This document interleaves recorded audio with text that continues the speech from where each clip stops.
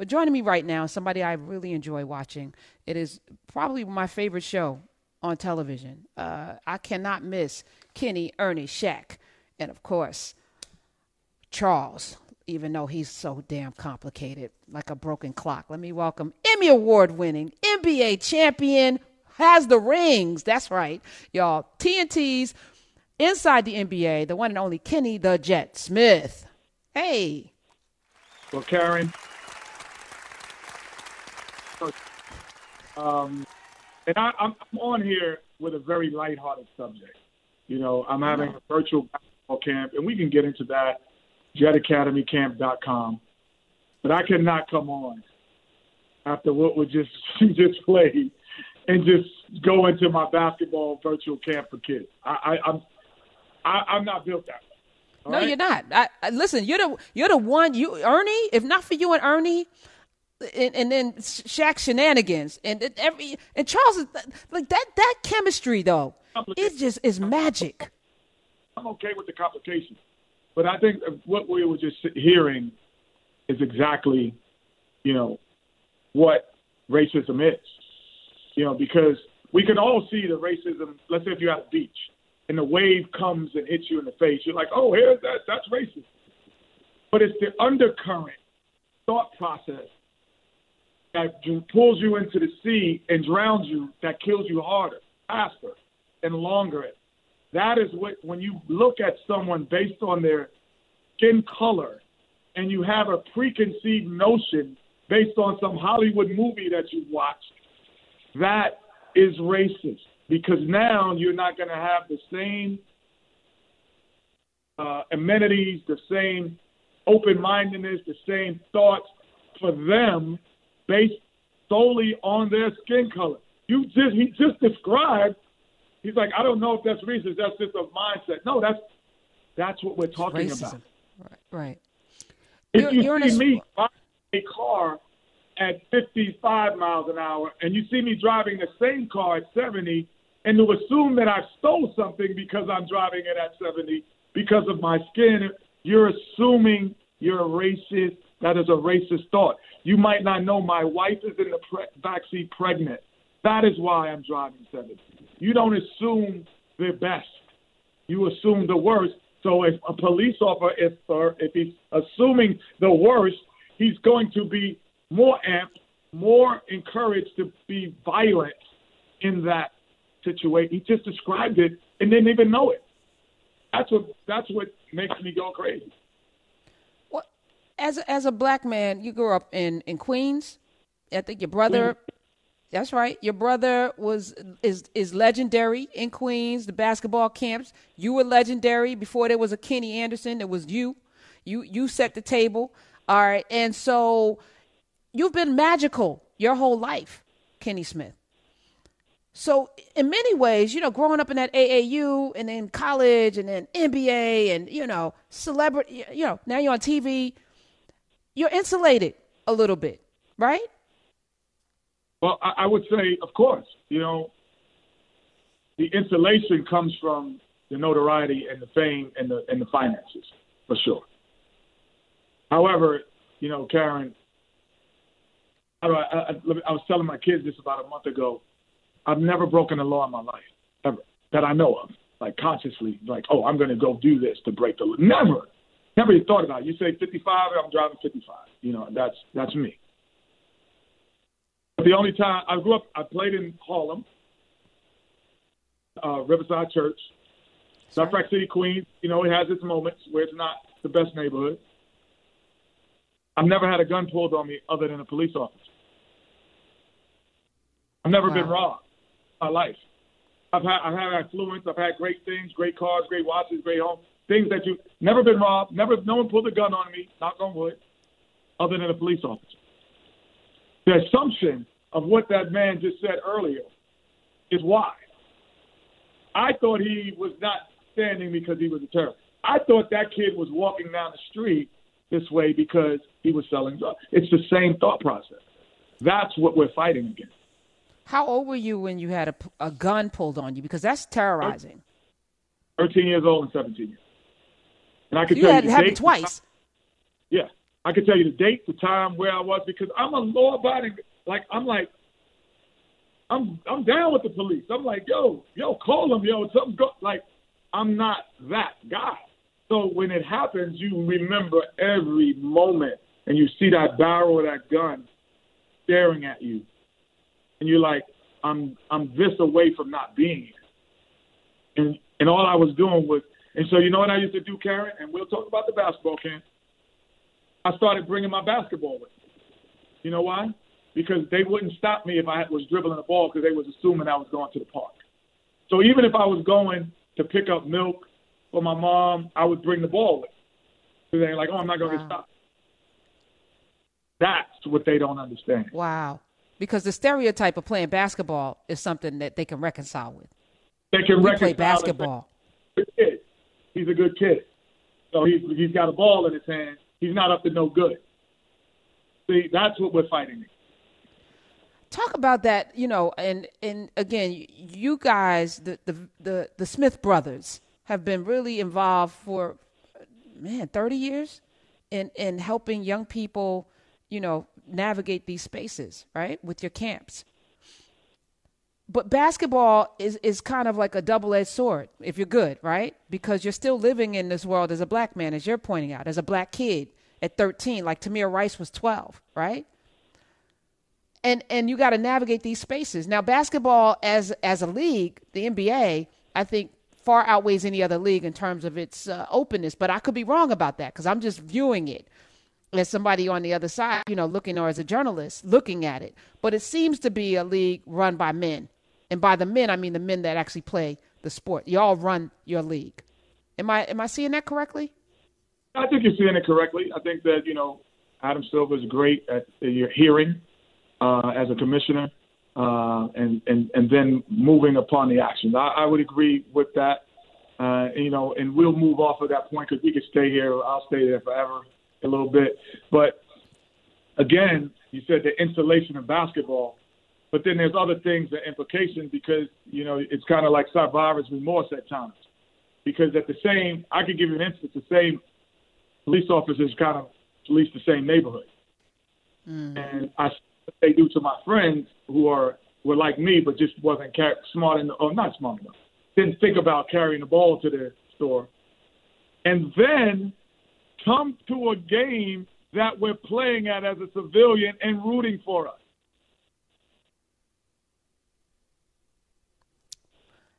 Is that cognitive dissonance?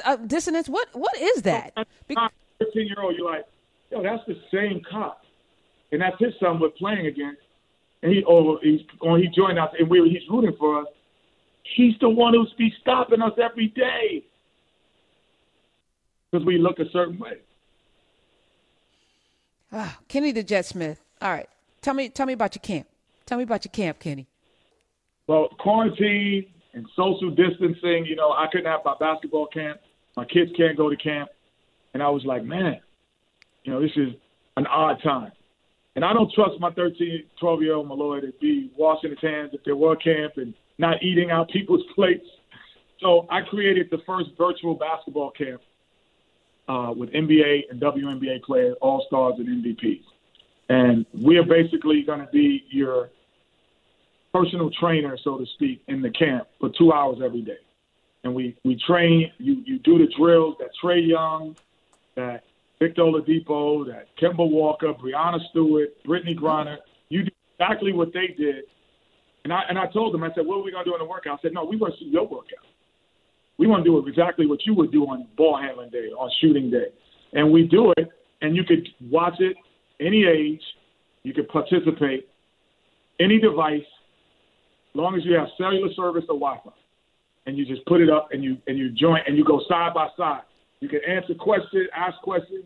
You can upload videos. And it's the Jet Academy, thejetacademycamp.com. You sign up and you're in. Our most popular pricing point has been $29 a month. Where basically so this could be year round, or is it just for the summer? Because most of the I'm just adding players as we speak.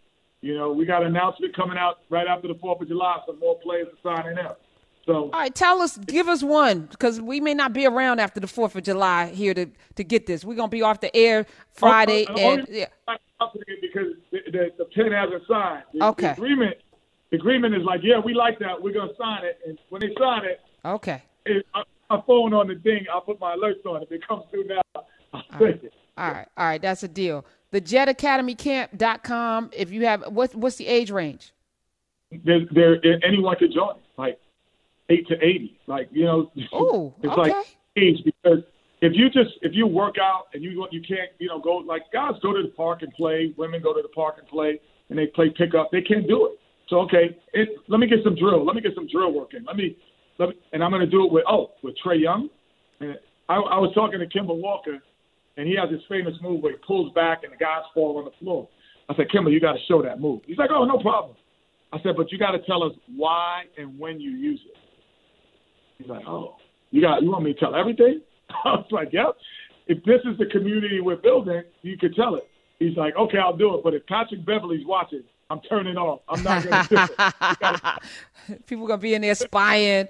Oh, I have so many questions for you. So you have to promise to come back, because I've been trying to get you on the show. You want to that I promise you. You got those Emmys. He's got his Emmys on his piano, y'all. And I don't even know if he could play piano. Can you play the piano, Kenny the Jet Smith? Everyone in the household plays the piano but me. Okay, I figured that. But you're using it as a display for your beautiful Emmys. You're flexing a little bit. Over that way, you see the NBA trophy. So it's like, right. Right. Just listen, and I love that you can get that off on, you know, especially Charles, because he's complicated. But let me ask you this: Stephen A. Smith, who's a buddy of mine, he'll be on the show tomorrow. He has said publicly that he's concerned about the NBA coming back, not necessarily because of COVID, but because the men being in that space with each other without being able to go out could be problematic. Because, you know, sex. What are your thoughts on that? Well, I hear what he's saying. And, you know, everyone's either joking about it or saying it's serious. But the reason why, you know, let me say Lenny Kravitz is a great artist. The reason why, you know, Swiss Beats is a great producer. The reason why LeBron James is a great basketball player is because he has countless hours where he's been by himself to work on his craft. You know, you hear those producers, oh, I was in the lab for 12 hours every day. That's us. We were in the gym 12. Going back to this for a month and a half, this is what we did to get there. So I get it. It's funny and it's kind of comical. And, like, if you haven't put those hours in, you might go. And Steve is right. Now, it is like there's a group of guys that be like, yo, I'm going to give somebody a maid's uniform, and they're going to come through here. I don't know. You're going to figure stuff out. But as a whole, that makes you one of the best 350 of anything. Your attention to focus in. And if you can't relay that as a coach or a general manager, you're not doing your job. This is what makes you great. Your ability to lock in, you know, and have outside distraction away. Now, you've been always very vocal regarding social justice issues. And Kyrie and Dwight Howard and a few others are saying we shouldn't go back. And I actually think sports is a distraction that right now we don't need. We need to get some stuff done. What are your thoughts on that? I 100% understand and hear what you're saying. Kyrie, 100% accurate in his assessment. You know, you 100% accurate. And I don't think there's a wrong answer. Because also, like, Kyrie, he is Kyrie Irving. So I'm going to hear what he says even when he's not playing. But what about Montrezl Harrell? Like, I don't know. No, I'm just playing. Right. But we don't know what he's thinking. So now he plays with the Clippers. You're like, oh, this guy, he's not the star on the team. He's not Kawhi Leonard. He's not Paul George. He has a voice now, because now he's going to wear a jersey with a thing on it, with a statement about the social climate. He might have a voice now that he didn't have. So I'm looking at it that way too. But I also know that this movement didn't start because any celebrity worldwide initiated it. It was facts. Everyone here. We're just helping it. We can't stop it. We couldn't start it. I don't know that we can't start it. Well, I think it was a imperfect storm. You know, George Floyd. As a sport, if it stops the movement wasn't going to happen. Well, you and I both know timing is everything. You know, You're not on that Houston team with those players with, timing is everything. You know, some of the greatest teams in the world, some of the greatest players in the world don't have rings because of the timing. So I just feel like being in a pandemic where we've been forced to sit at home and watch, like everybody's watching, and there's no other outlet, because sports is a great escape for many, many Americans, as you said, and it also brings people together. But I don't know. And I think you're right. I think there is no right answer. I miss the hell out of basketball. It's my favorite sport, but we'll see. But I agree with you guys thinking. I 100% understand it. So it's important that the league that has the most influence on African American kids, the most impact economically, if you put all of the players' salaries together that are black, it matches.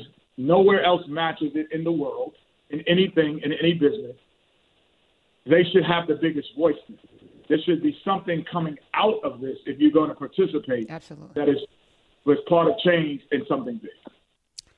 All right. Well, you have to promise to come back, Kenny the Jet Smith. And all right. And the Jet Academy Camp, thejetacademycamp.com. Yes, it is. Virtual, anywhere, anytime, with your favorite players, and I'll be your host. All right. I'm holding you to this. You better come back here, brother. Appreciate you. All right. Kenny the Jet Smith, y'all. 866-801-8255. It is Wellness Wednesday. You can follow him at The Jet on TNT. Thanks for being here. I appreciate you. Thank you.